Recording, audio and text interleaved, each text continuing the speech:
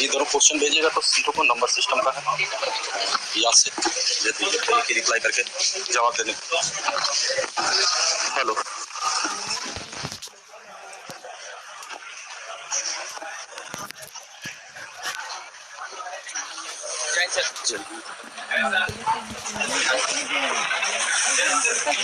बैठिए बैठिए बैठिए बैठिए। हाँ, कहाँ से चालू करना है आज? कितना?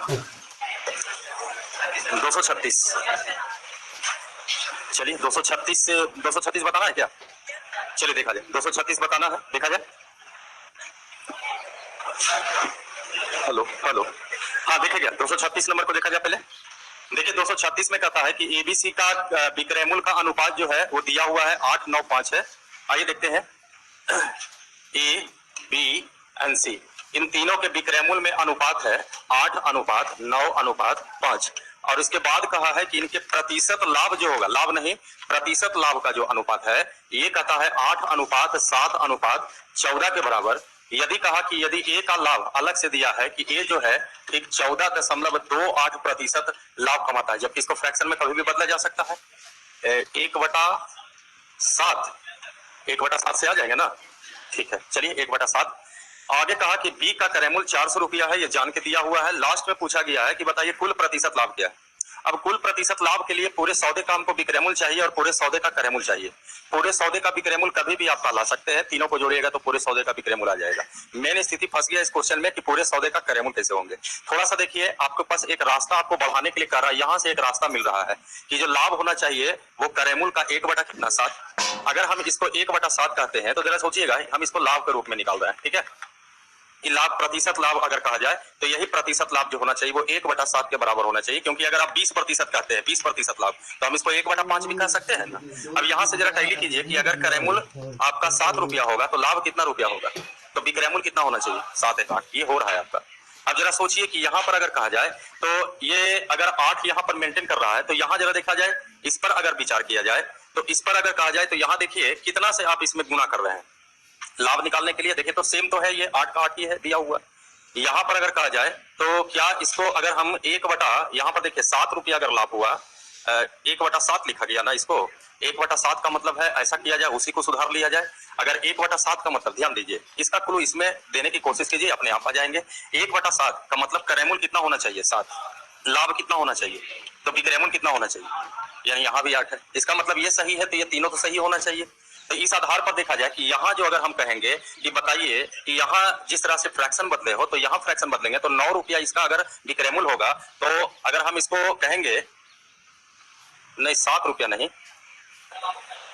इसका भी लाभ अगर निकाला जाए, इसको देखा जाए यहाँ से अगर सोचते हैं, थोड़ा सा हम नीचे कर दे इसको, अगर इसका 7 रुपया मान रहे हैं तब 1 रुपया लाभ हो रहा है। इसको हम लिख रहे थे अलग से 1/, कितना लिख रहे थे 7, ये क्रयमूल का हम निर्माण करने वाले हैं 7।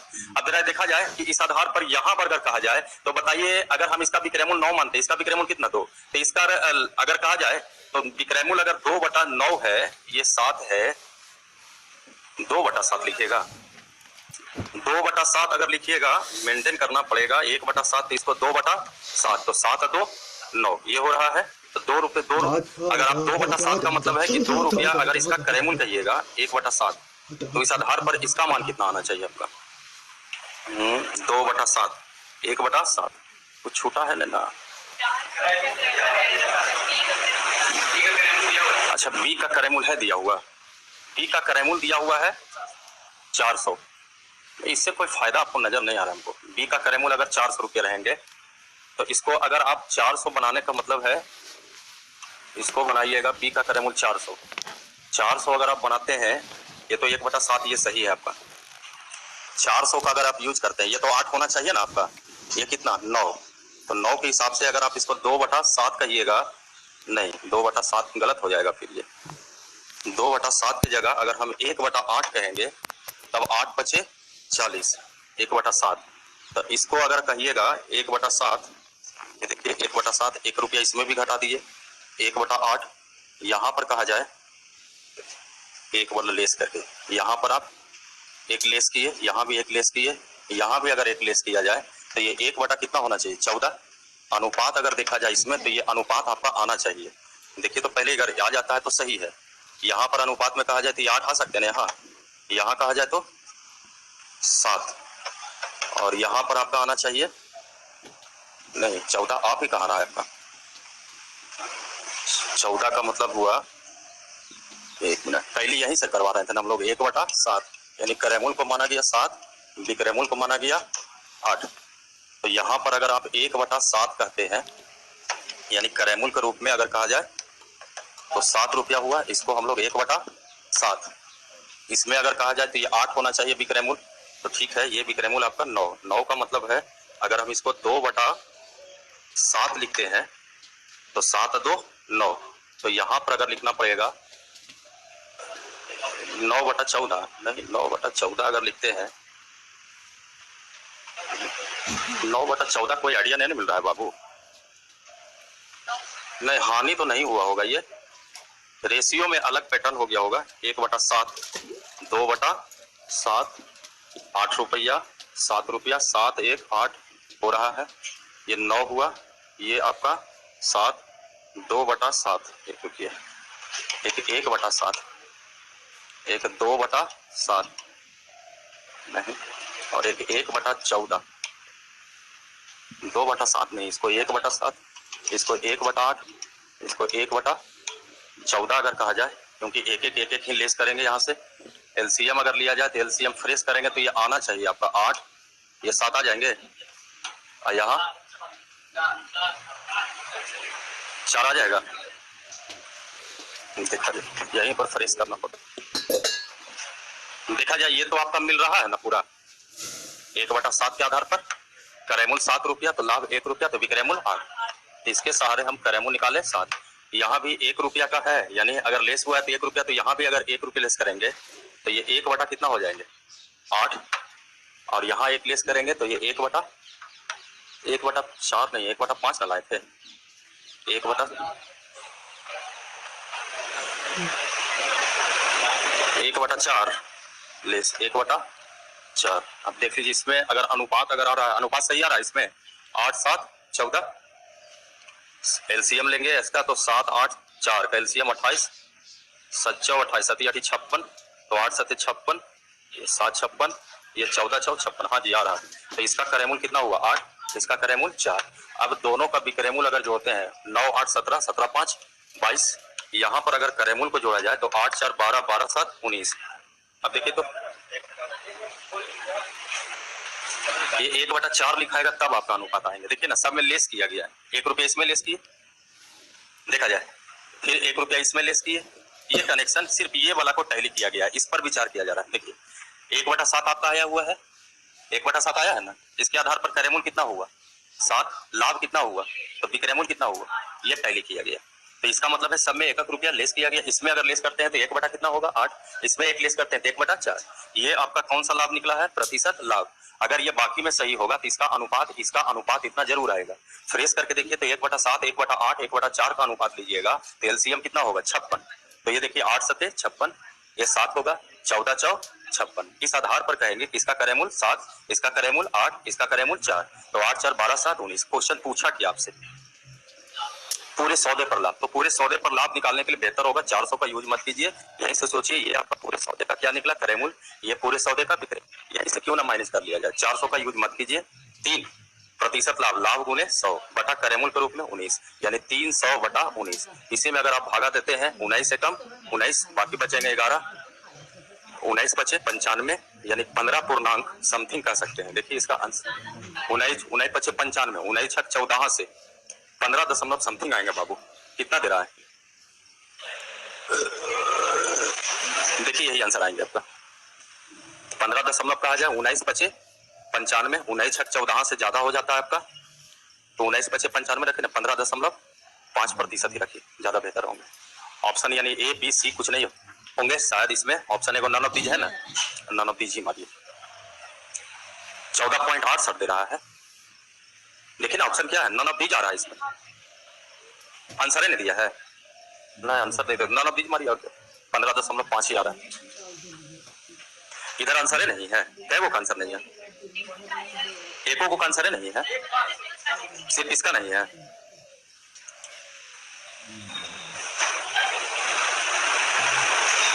देखिए जो प्रतिशत लाभ लाए हैं ये प्रतिशत लाभ ही है। अनुपात कीजिएगा तो 8, 7, 14 चले जाएंगे।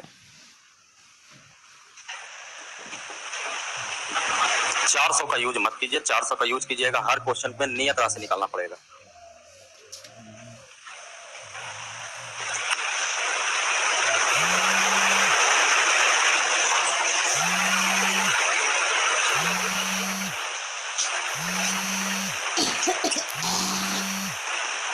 बाकी जो समथिंग मारिएगा, ऐसे अगर प्रॉब्लम होगा तो हाल ही फिलहाल का क्वेश्चन है, सर्च मारिएगा गूगल पर, आंसर शीट आ जाएगा।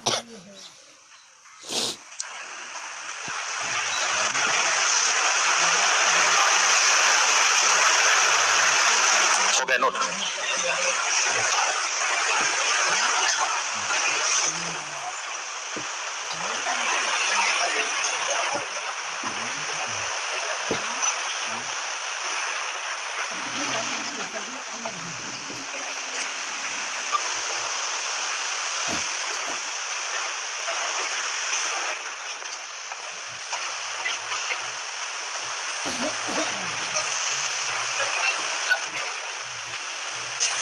मिटाए जी, आगे बोलिएगा। 40 देखा जाए, 40 240 देखा जाए, 240 देखिए 240 में कहता है, देखिए ये भी क्वेश्चन पे कुछ नजर आपको आएगा कि हाँ इस तरह का भी क्वेश्चन होते हैं। अब देखिए पूछा हुआ क्वेश्चन है, जबकि कुछ लोग कह देते हैं ये विवादित क्वेश्चन है, पता नहीं उसका इसका आंसर तो जरूर होगा। चलिए देखा जाए। रानी ने संतरे से ज्यादा सेब खरीदा, वह 23 रुपये में सेब को बेचता है, 15% लाभ कमाता है, और वह 10 रुपये में संतरे को बेचता है जिससे 25% का मुनाफा कमाता है। यदि सभी सेब और संतरे बेचने के बाद 653 रुपया प्राप्त करता है तो उसका प्रतिशत लाभ क्या है? जबकि देखिए ये क्वेश्चन में अगर कहा जाए तो सीधा सीधी बनाइएगा, ये वाला कंडीशन को अगर ध्यान में रखिएगा तो क्वेश्चन लगेगा क्वेश्चन ही गलत है, क्वेश्चन ही लगेगा कि विवादित है। जबकि यहाँ पर आपको एक पहेली की तरह समझना है। कहा कि संतरे से ज्यादा क्या खरीदा गया है? सेब। यहाँ पर दोनों का विक्रय मूल्य, दोनों का क्रय मूल्य कभी भी आप निकाल सकते हैं।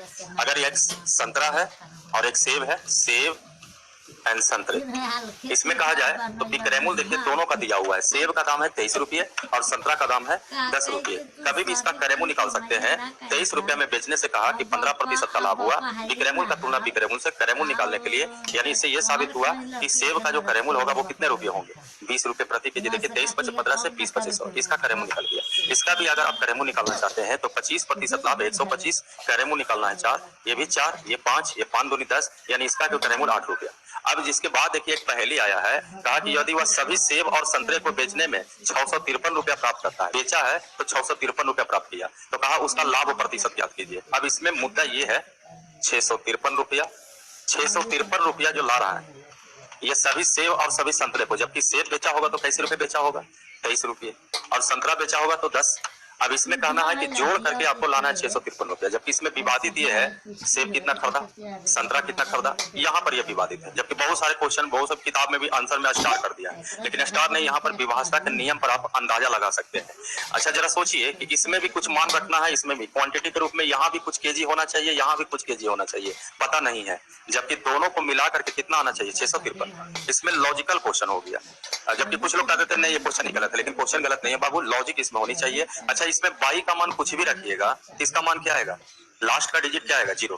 जरा समझिएगा, 22 का मान, बाकी इधर कुछ नहीं है, जो भी है यहीं पर है। 22 का मान कुछ भी रखिएगा तो इसका लास्ट मान क्या आएगा? 0। लेकिन पूरा कैलकुलेशन करके कितना आना चाहिए? 3। अब जरा सोचिए कि इस पर तो डिपेंड करने रहा है कितना रखाएगा, लेकिन यहाँ से पकड़ा सकता है। जरा सोचिए कि x का मान क्या रखे, कि क्योंकि इधर तो आपका क्या आएगा? 0, और कुछ आएंगे लेकिन लास्ट का डिजिट कितना आएगा? 0। जबकि यहाँ का जोड़, यहाँ का जोड़, दोनों जोड़ मिला के कितना आना चाहिए? 3। 3 आने का एक ही उपाय है कि x का मान या तो 1 को, क्या 1 रखने से हो जाएगा? 1 केजी का रखने से हो जाएंगे? 11 रख सकते हैं आप, 3 1 रख सकते हैं, 13 या 39 नहीं जी, 1 रख सकते हैं आप, 11 रख सकते हैं, 21 रख सकते हैं, 31 रख सकते हैं। अब इतना भी ज्यादा नहीं रख दिया जाए कि वैल्यू भी इधर भी तो कुछ रखना पड़ेगा। अच्छा 1 रखने से कोई फायदा होगा अगर हम मान लिया जाए कि, जबकि ध्यान में रेट आपका जो दिया हुआ है उसी आधार पर सोच रहा है। जबकि ध्यान रखना ये भी कि संतरे जो सेब जो खरीदा गया है, सेब ज्यादा खरीदा गया कि संतरा ज्यादा खरीदा गया? सेब ज्यादा खरीदा गया, यानी ये हमेशा ध्यान रखना है एक्स बड़ा होना चाहिए किसके अपेक्षा? 22 की अपेक्षा। हम इसको मान लिए हैं सेब का मात्रा, इसको मान रहे हैं संतरे का मात्रा, यही इसमें लॉजिक है। जबकि ये भी ध्यान रखना चाहिए, अगर आप इसका एक मानिएगा तो एक अगर रखोगे तो 23 गुना 1 कितना होगा 23, तो इसका मान तो बहुत ज्यादा रखना पड़ेगा, तब ना आएगा 653 रुपया। तो क्या एक एक्सेप्ट कर सकता है? नहीं। अगर आप 11 रखना चाहते हैं क्योंकि हमको लास्ट का डिजिट 3 आना है, तो 230 रुपया, तो जरा आपका है 653 रुपया। अब 230 रुपया अगर घटा भी दीजिएगा तो बाकी जो भी बचेगा यहाँ पर 230 ना, ये जोड़िएगा 253। अगर हम 253 रुपया घटा भी दे यहाँ पर 400 और 10 से इसमें भागा दे तो बताइए एक्स बाई का मान कितना होना चाहिए 40, जो थ्योरी के विरुद्ध कर देगा, क्योंकि एक्स छोटा नहीं होनी चाहिए, एक्स क्या होना चाहिए बड़ा। तो अगर हम 21 अगर हम इसका मान रखते हैं तो 23 दूनी 46, 23 से कम 23, यानी कहने का मतलब हुआ 483। तो अगर इसका दाम 483 अगर होगा तो हम फिर से लेस करेंगे 653 में अगर हम 483 घटा दे, ये 0 15 में 60 गया 7, ये आपका 170, तो 170 का मतलब है अगर हम 10 से भागा देंगे तो कितना होगा 17, तो ये फुलफिल करेगा, क्योंकि अगर इसका मान 21 है तो इसका मान कितना आ रहा है 17, तब ये फुलफिल करेगा। ये लॉजिक इस क्वेश्चन में था। जबकि बहुत सारे क्वेश्चन बहुत सारे बोल देते हैं कि नहीं क्वेश्चन ही गलत है, लेकिन क्वेश्चन गलत नहीं है, पूछा हुआ क्वेश्चन है, ये फिर से समझ लीजिए, ध्यान रखिए। यहाँ पर एक अंदाजा एक लॉजिकल मानना पड़ेगा कि पूरा योग कितना आना चाहिए 653, पूरा योग 653 को इग्नोर करके हमको ये देखना है कि पूरा योग करेंगे तो उसका यूनिट डिजिट कितना होना चाहिए, 3 होने, 3 यूनिट डिजिट कितना होना चाहिए 3। अब जरा सोचिए बाई का मान कुछ भी रखोगे तो 10 से गुना करोगे तो इसका यूनिट डिजिट कितना आएगा 0, इसका मतलब है इसका यूनिट डिजिट तो 3 रखना ही पड़ेगा। अब 3 रखने का मतलब है कि बताइए 3 में क्या गुना करेंगे यहाँ पर कि जिससे लास्ट का डिजिट 3 हो जाए, तो क्या गुना कर सकते हैं, एक, क्या और भी कुछ गुना कर सकते हैं, तो एक से करोगे तो एक से तो काम नहीं चलेगा, 1 केजी खरीदोगे तो बहुत सा केजी होगा, जबकि ये भी करा 1 से बड़ा होना चाहिए, किसकी अपेक्षा बाइक 11 खरीदे थे 11 से भी काम नहीं चला आपका, तो कितना से काम चल रहा है 21 से। अगर इसका मान 21 रख रहे हैं तो ये पूरा दाम जो दे रहा है ये 400 कितना था बाबू 83, तब हम इसको लेस किए तो यहां से पता चला कि इसका दाम जो आया है 170, और अगर हम 10 से इसमें भागा देंगे तो इसका क्वांटिटी कितना होगा 17, यानी ये तय है कि x का मान जो होगा वो 21 करना पड़ेगा और y का मान 17 करना पड़ेगा। अब यहां से कहा गया कि बताइए पूरे सौदे में क्या पूछा है, इसमें प्रतिशत लाभ। अब पूरे सौदे का प्रतिशत लाभ, पूरे सौदे का प्रतिशत हानि पूछना पड़ेगा, मेन टोटल क्वेश्चन इसी पर डिपेंड था आपका। अब यहां से देखा जाए पूरे सौदे का तो विक्रय मूल्य पता ही है 600 कितना रुपया 53 रुपया, हम पूरे सौदे का क्रय मूल्य निकाल ले। और बताइए सर सेब कितना केजी खरीदना है 21 केजी, तो अगर हम पूरे सौदे का क्रय मूल्य निकालेंगे तो सेब कैसे केजी खरीद रहा था 20 रुपये, तो 21 केजी खरीदने में 420। अच्छा यहाँ पर अगर कहा जाए संतरे कितना केजी खरीदना है तो 17 केजी, कितना रुपये खरीदिएगा 17 की 136।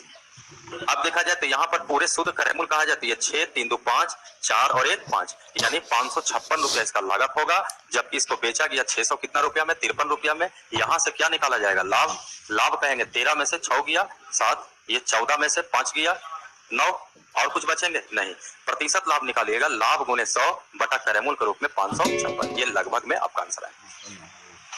चलिए नोट किया गया, इसका आंसर है कि इसको भी स्टार कर दिया, आंसर नहीं है इसका है, जबकि बहुत जगह ये ज्यादा दिन का क्वेश्चन नहीं है, 19-20 के आसपास का ही क्वेश्चन है, बहुत जगह विवादित कर दिया कि नहीं सही नहीं है, लेकिन सही है इस मामले में, वहां पर थोड़ा सा विभाजता का नियम मेंटेन करके चलिएगा तो सही है।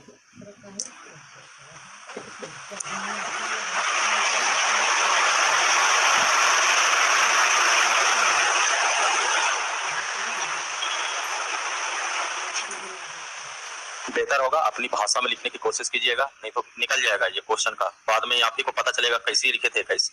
इसमें आपको लिखना पड़ेगा कि बाई का मान कुछ भी देने से उसका वैल्यू लास्ट का अंक 0 होगा, इसलिए 23 गुने x में x का मान हमको ऐसा रखना पड़ेगा जिसका मल्टीपल करने पर लास्ट का डिजिट कितना आना चाहिए 3 आने चाहिए, ये ध्यान रखिए। देखिए लगभग में इसका आंसर आएंगे,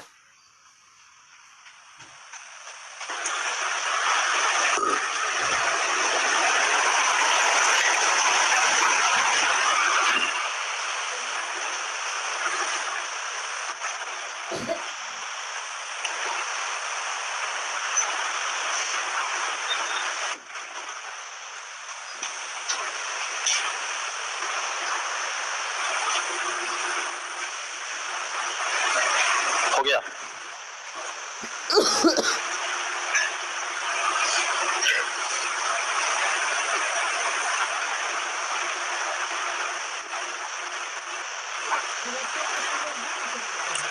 मिटा दे।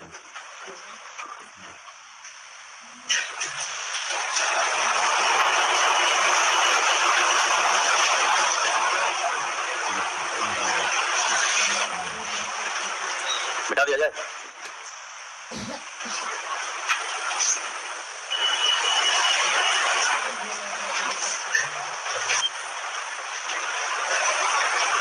मिटा दे। आगे बोलिएगा। 240 से 250, 246, 41, 41 और 46। देखा जाए 41 को देखिए, ये सबका उचित जोड़ घटाव पूछते रहता है जी। 11 किताब 6 कलमों का कुल 897 रुपया। 6 किताब और 5 कलमों की कीमत ज्ञात कीजिए।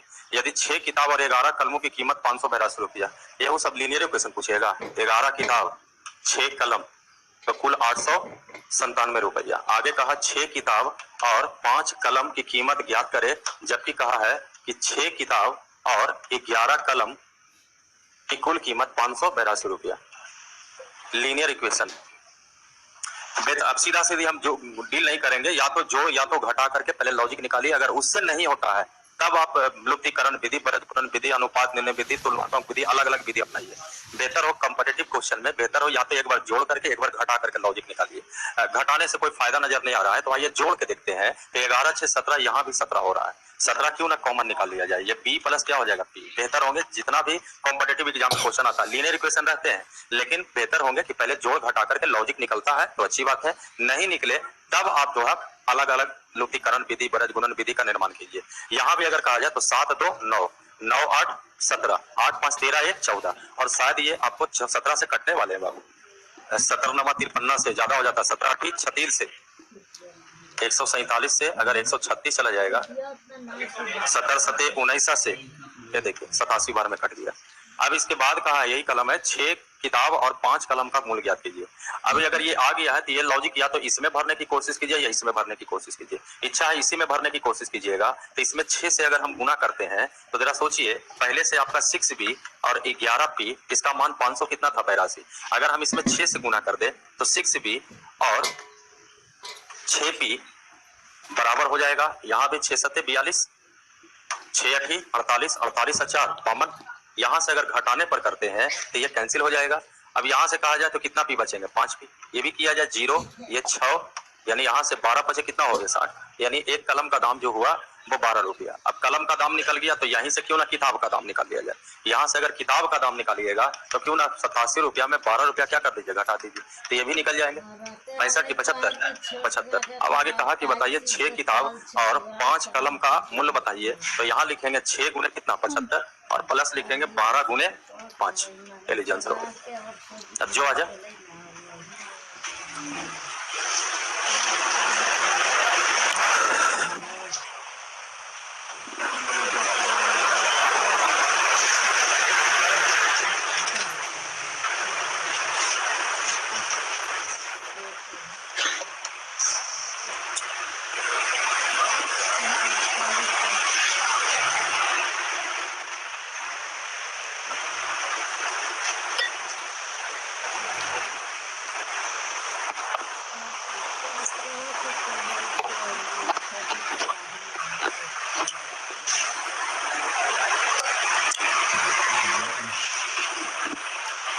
हो गया।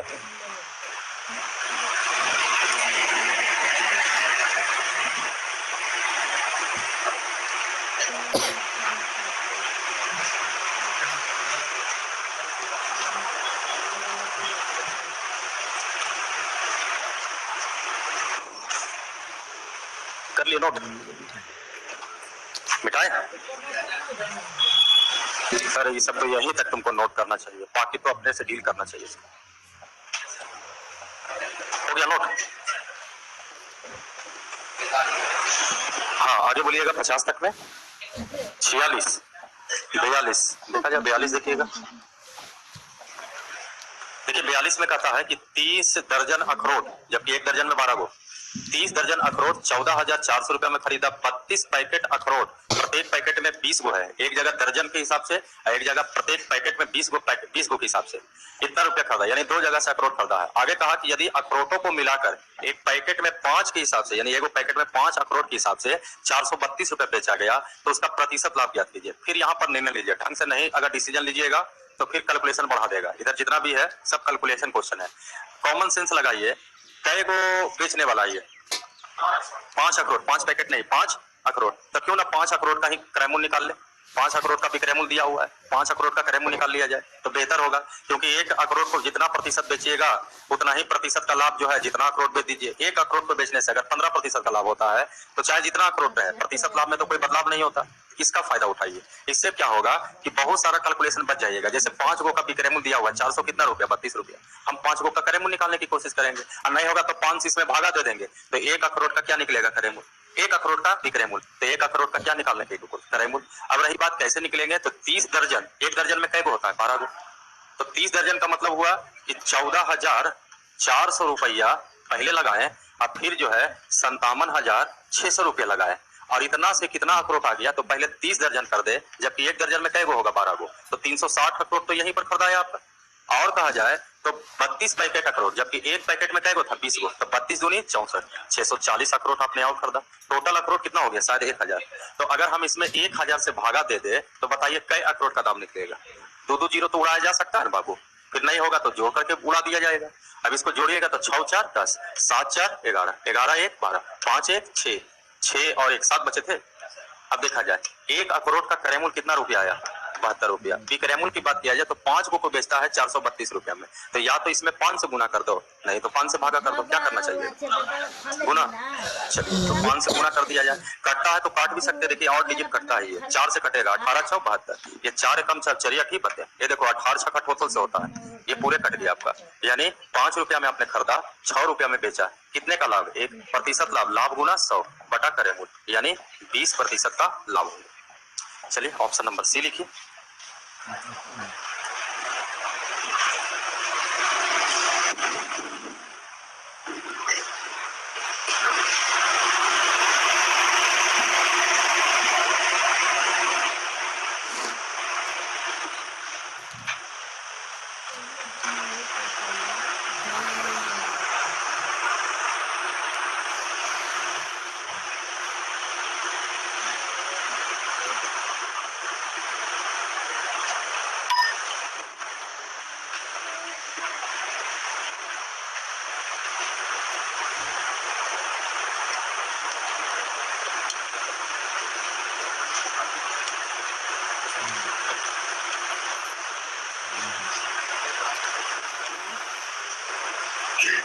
हो गए।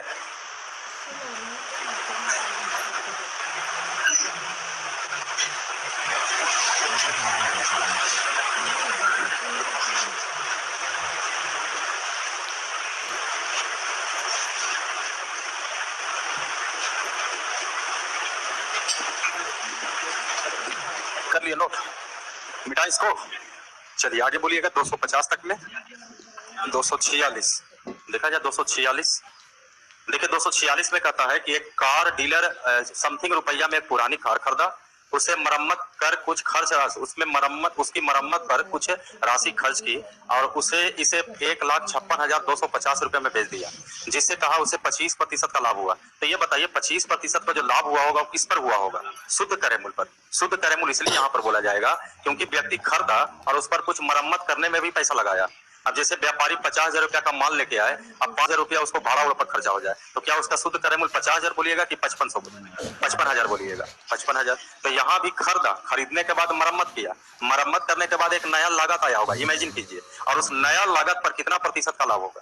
तो यहाँ पर जो आपका जो ये विक्रयमूल्य, आप विक्रयमूल्य का तुलना विक्रयमूल्य से करते हुए क्रयमूल्य निकालोगे तो ऐसा क्रयमूल्य निकलेगा जिसमें इसका भी दाम होगा और साथ ही साथ मरम्मत खर्च भी होगा। मतलब ये क्वेश्चन ज्यादा बड़ा नहीं है, खाली लेस करना था आपका।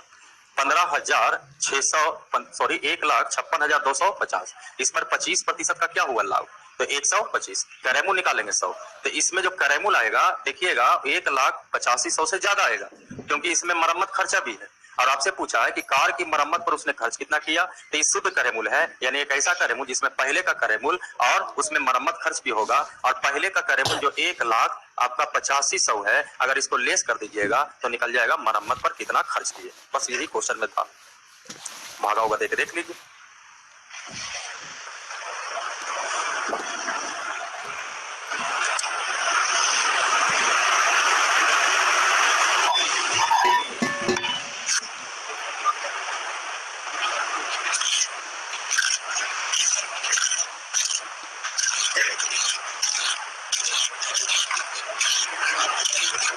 हो गया?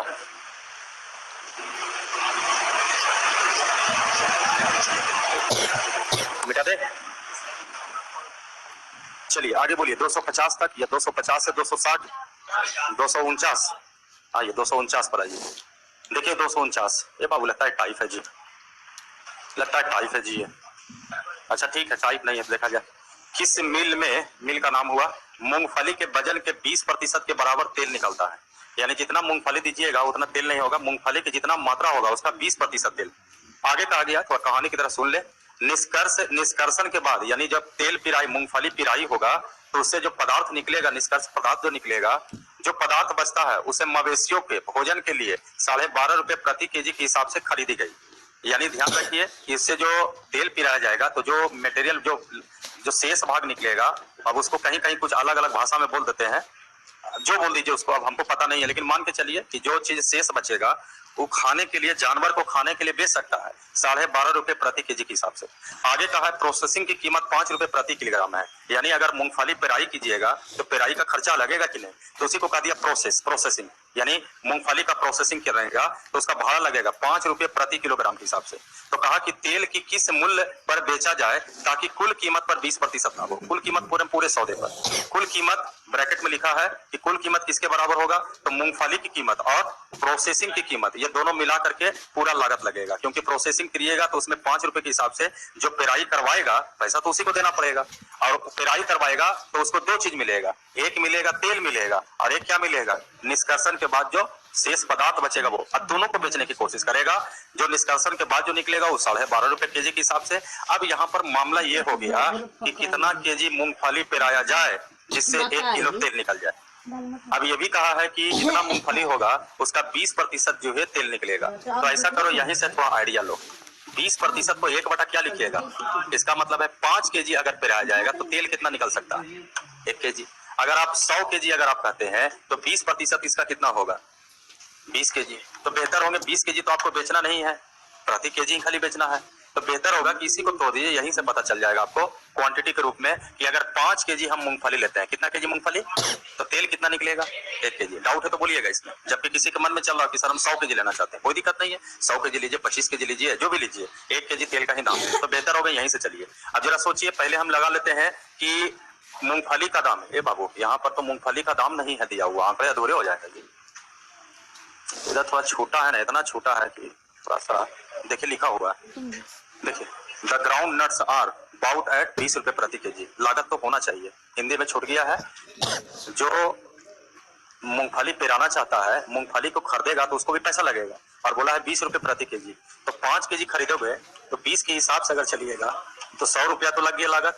अच्छा प्रोसेसिंग 5 केजी का करवाइएगा तो 1 केजी में क्या रुपया लगेगा, तो 5 केजी में 25 रुपया और लग गया, यानी टोटल लागत कितना लगा, 125। ये पूरा क्या हो गया लागत।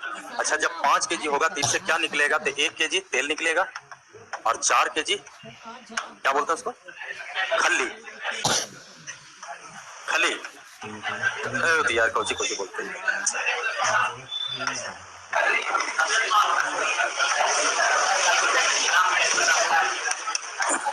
शेष पदार्थ,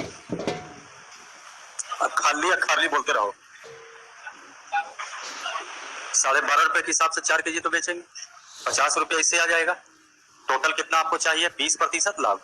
अच्छा 20% लाभ पर अगर कहा जाए तो देखिए पूरे सौदे पर 20% लाभ, लागत कितना है आपका, क्यों ना इस पर 20% लाभ पर भी क्रयमुनि पहले निकाल दिया जाए। 2 पचे 10, ये 25, 2 छक 12, 25 छकम 150 रुपया हमको चाहिए पूरा, 150 रुपया में 50 रुपया यही गया यहाँ पर, तो कै रुपया हमको चाहिए, 100 रुपया दाम किसका होगा, यही हो गया आंसर, 100 रुपये। बस छूटा हुआ था वहां पर 20 रुपये। अच्छा एक बार और कर देंगे, थोड़ा सा क्वेश्चन को सुधार लीजिएगा। ऐसे इंग्लिश में सही है, थोड़ा थोड़ा मिसप्रिंट हुआ है हिंदी में, तो वही शब्द देखते हैं, डाउट डाउट लोड़ा।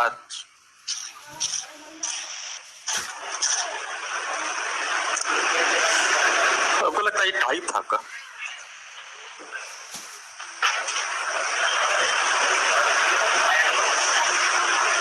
पता चल रहा है 145 को क्वेश्चन करने बताए हम टाइप।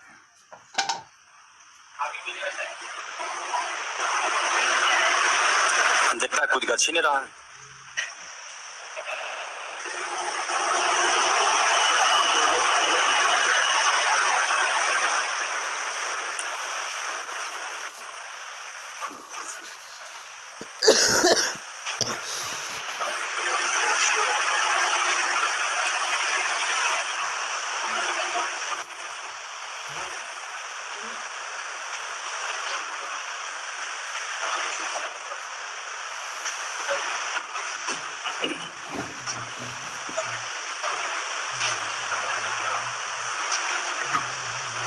हो गया, नोट कर लिए? देखिए ध्यान दीजिए, कहा कि मूंगफली जितना पेराइएगा उसका 20% ही तेल निकलेगा। अगर मूंगफली 100 केजी पर पेराइएगा तो कई लीटर तेल, कई केजी तेल निकलेगा? 20 केजी। आपको 1 केजी का तेल चाहिए कि 20 केजी का तेल चाहिए? ऐसे 20 केजी का भी तेल निकालोगे तो बाद में उसको मैनेज किया जा सकता है, लेकिन जान के पैर पर कुल्हाड़ी क्यों मारे? जब 1 केजी तेल की बात कर रहा है तो हम क्वांटिटी जो 100 केजी में 20 केजी तेल निकल रहा है, इतना ही क्वांटिटी ले जिससे 1 केजी तेल निकले। तो इसी को तोड़िए, 20%, 1/5, यानी यहाँ से आइडिया निकला कि 5 केजी अगर मूंगफली पेराओगे तो उसमें तेल कितना निकलेगा। ऐसे भी आप 5 का 20% निकाल के देख लीजिए, 1 ही केजी होंगे। तो यहाँ से एक आइडिया निकला कि व्यक्ति जो है मूंगफली 5 केजी कम से कम पेराना पड़ेगा। अब 5 केजी पेराइएगा तो जो व्यक्ति मूंगफली पेरा रहा होगा, मूंगफली उसको भी तो खरीदने में पैसा लगता होगा, तो उसका लागत है 20 रुपये। तो बताइए 5 केजी में इसका लागत कितना पड़ रहा है? कहा जब मूंगफली पेराइएगा तो प्रोसेसिंग चार्ज लगेगा, यानी पेराई चार्ज कहीं कहीं देखिए लिखा रहता है, तो 5 रुपए प्रति केजी के हिसाब से, तो 5 केजी के हिसाब से कितना लग गया प्रोसेसिंग चार्ज? 125। आगे कहा कि तेल पिराने से 2 चीज निकलेगा, एक तेल निकलेगा और एक जो आप लोग बोल रहे हैं खल्ली पर खर्री शेष पदार्थ निकलेंगे। ये शेष पदार्थ भी मवेशियों को खिलाया जा सकता है, और उसको मवेशी जो खरीदेगा 12.5 रुपए प्रति केजी के हिसाब से, तो जो व्यक्ति पिराया होगा उसी के पास ना ये सब तेल और शेष पदार्थ होगा, तो वो 12.5 रुपए के हिसाब से अगर बेचेगा तो कितना रुपया? तो 50 रुपया इसको आ गया। तो कहा तेल जो है 1 केजी को कितना में बेचे जिससे पूरे सौदे में उसको 20% लाभ हो, तो पूरा सौदा का लागत कितना है? 100। थोड़ा सा इसको बढ़ा दिया कि 20% लाभ पर भेज बाज पे कितना चाहिए हमको? 150 रुपए में 50 रुपए यहाँ बेचे दिए, तो बताइए यहाँ से कै रुपए लीजिएगा? इससे साबित होता है 100 रुपए केजी तेल बेचना पड़ेगा। आगे बढ़े।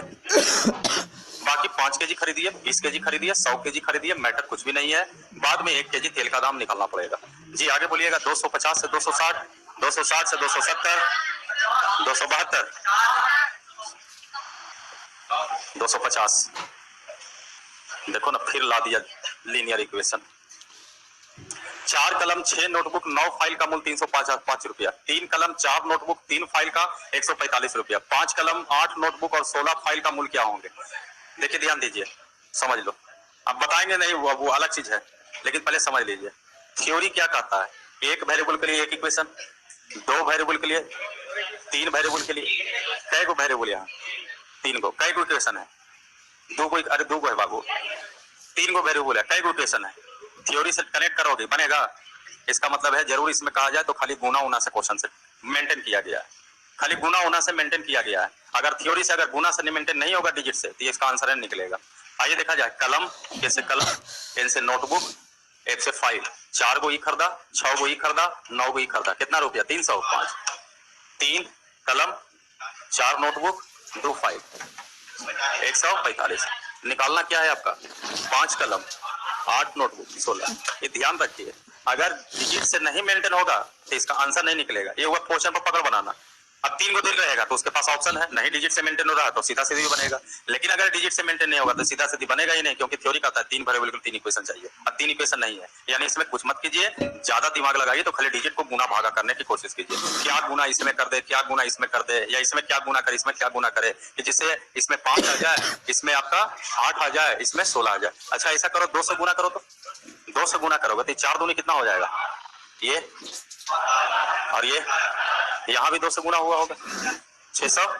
अच्छा ये बताइए, तो 8 में से 3 गया, 12 में से 4 गया, 18 में से 2 गया, तो जब एरा घटा रहे तेरे को घटाना भी पड़ेगा। तो आइए घटाते हैं। 0 में से 5 गया 5, मतलब 10 में से 5 गया। ये 10 में से 4 गया 6, ये आपका 5 में से 1 गया 4, यानी 465। बस यही करना था इस क्वेश्चन में। और तुम लोग इक्वेशन पर माथा खराब हो गया होगा, इक्वेशन कैसे होगा कैसे होगा। पहले से पकड़ बनाना पड़ेगा ना। एक वेरिएबल के लिए एक equation, 2 variable 2 equation, 3 variable 3 equation है नहीं आपके पास। इसका मतलब है खाली डिजिट पर यह बनेगा। और कुछ लोग तो बने तो थक गया होगा, 3 घंटा 4 घंटा माथा खपा रहा होगा, नहीं होगा तो पोपियो फेंक दिया होगा दूध।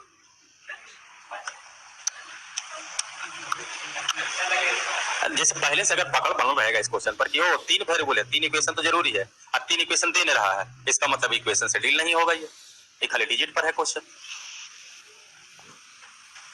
गलती से एक आगो खाली डिजिट इधर उधर हो जा रहा है, देखिए आंसर ही नहीं आएगा इसका।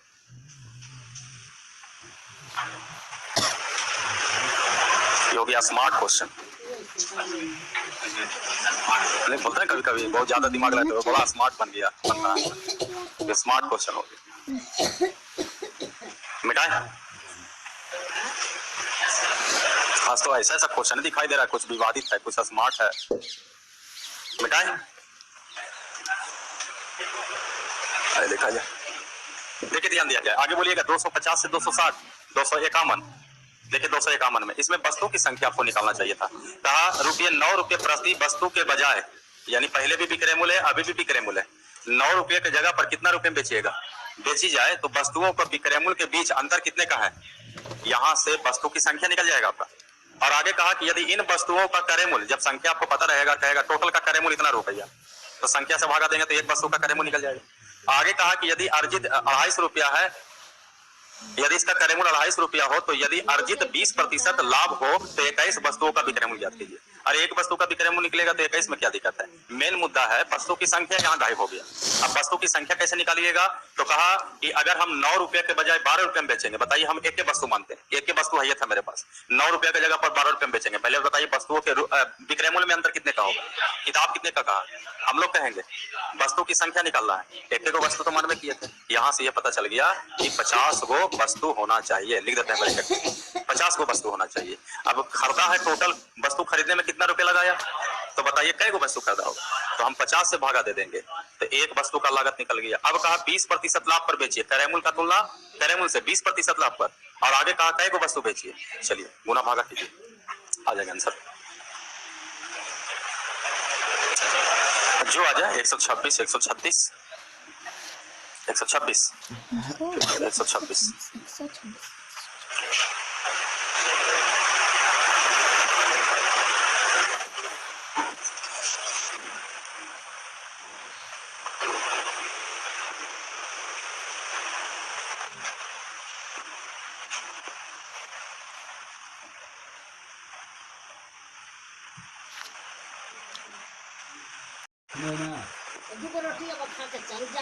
बेटा आगे बोलिएगा 260 तक में 252, देखा जाए 252। तेल का एक सौदागर 236 रुपए प्रति लीटर की दर से 50 लीटर तेल को बेच खरीदे गए 50 लीटर तेल, यानी पहले 236 रुपए प्रति लीटर की दर से 50 लीटर तेल खरीदा, और कहा गया कि 50 लीटर तेल को खरीदे गए 50 लीटर तेल को बेचकर न्यूनतम मिनिमम 21 रुपया का लाभ कमाना चाहता है। इसके लिए क्या किया कि वह कुछ लीटर नकली तेल मिलाता है जिसका मूल्य जो है 180 रुपया। आए उनका कर तो बाबू असली तेल खाते हो, बताओ तेल तो बाजार में भी बिक रहा है, तो नकली बिक रहा है आपका, थोड़ी कि सरसों का तेल आपको ब्रांडेड प्योर सरसों का तेल है, वो कुछ ना कुछ मिला रहेगा। देखा जाए पंछी में आपका 70% प्योरिटी है, जिसका क्रय मूल्य कहा नकली तेल का जो है 180 रुपये प्रति लीटर है, और वह सभी दोनों तेल को मिला लेता है, 50 लीटर ये वाला तेल और कुछ ही तेल पता नहीं है, दोनों को मिला करके मिश्रण को कैसे बेचने की कोशिश करता है। 250 रुपए प्रति लीटर की बेचा जाता है, और बेचने से ही कितने रुपए का लाभ हुआ होगा, 21 रुपया का मिनिमम लाभ हुआ। तो कहा कि इस उद्देश्य को, उस उद्देश्य के लिए, यानी ये उद्देश्य को पूर्ति करने के लिए कितने लीटर तेल नकली तेल की आवश्यकता होगी। ये देखिए एक लाइन का क्वेश्चन था। अच्छा 50 लीटर तेल खरीदे हैं पहले 236 रुपए के हिसाब से, 180 रुपये वाला नकली तेल है, कितना तेल खरीदे पता नहीं है। अच्छा इन दोनों को अगर जोड़ देते हैं तो ये क्या निकल गया, लागत निकलेगा। पहले 50 लीटर तेल का लागत, नकली तेल का लागत हम 1 kg खरीदे, अगर हम इसमें 2100 रुपया जोड़ देते हैं तो बताइए क्रय मूल्य और लाभ ये क्या निकल गया, विक्रय मूल्य। जबकि एक आइडिया विक्रय का और है, सभी को कैसे रुपये बेचना है, 250 रुपये। तो 250 रुपये बेचेंगे तो चाहे वन साइड का विक्रय चाहे सेकंड साइड का विक्रय मूल्य तो बराबर होंगे। अब यहाँ पर 250 रुपये प्रति तेल को बेचिएगा तो तेल आपके पास है कितना, 50 लीटर ओरिजिनल तेल और 1 लीटर डुप्लीकेट तेल, यही एक्स का मान निकालना था। अब देखिए कैलकुलेशन थोड़ा ढंग से कीजिएगा। ऐसा करते हैं कि 180 एक्स, ये 50 250 गुना एक्स, इसमें 250 गुना एक्स हुआ होगा तो 180 से एक्स पॉजिटिव इधर आएगा तो क्या होगा नेगेटिव। 250 में 180 घटाइए 70, इधर बच गया आपका 70 एक्स। थोड़ा कैलकुलेशन ढंग का होना चाहिए। ये तो खत्म हो गया आपका। अच्छा ये देखिए 250 गुना 50 अभी भी होगा। अच्छा ये पॉजिटिव इधर आएगा तो क्या होगा। अच्छा यहाँ पर 50 कै गो है, 236 को। कैलकुलेशन थोड़ा टफ हुआ इसलिए थोड़ा सा समझिएगा, माइनस दूसरे ढंग से कीजिए। 50 इसमें कै गो है, अच्छा इसमें 50 कै गो है, इधर आएगा तो 250 में से 236 को 50 खत्म हो जाएगा, 14 को 50, 14 को 50 का मतलब 14 पचे 70, कितना नेगेटिव आएगा 700, पॉजिटिव आपका कितना है 2100। ये देखिए सॉल्यूशन हो गया। अब यहां से करोगे तो ये वैल्यू कितना हुआ 1400 किसके बराबर होगा 70, ये कैंसिल होगा 7 दूनी 14, यानी नकली तेल कितना मिलाना था 20 केजी मिलाना था।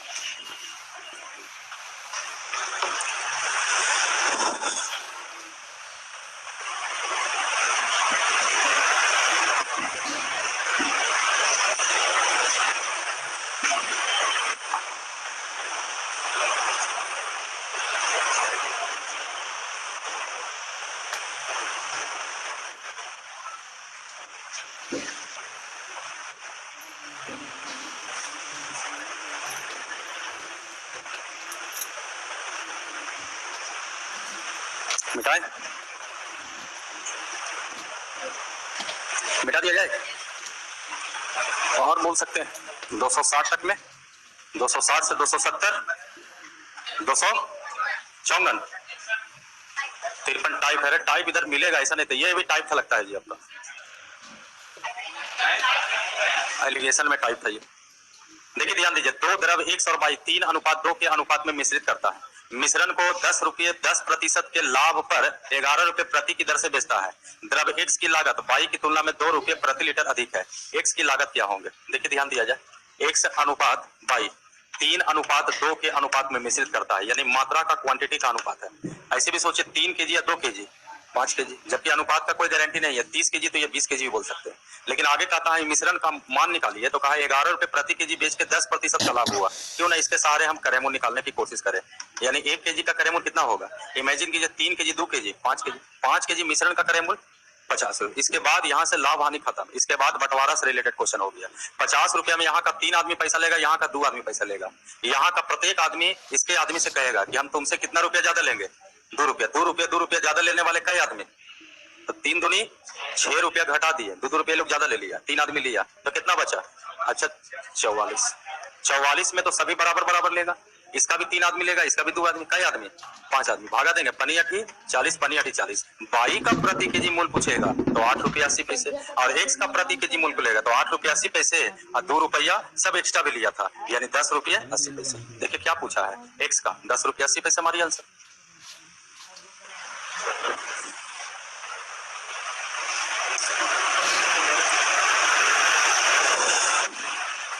हो गया। रहने दे।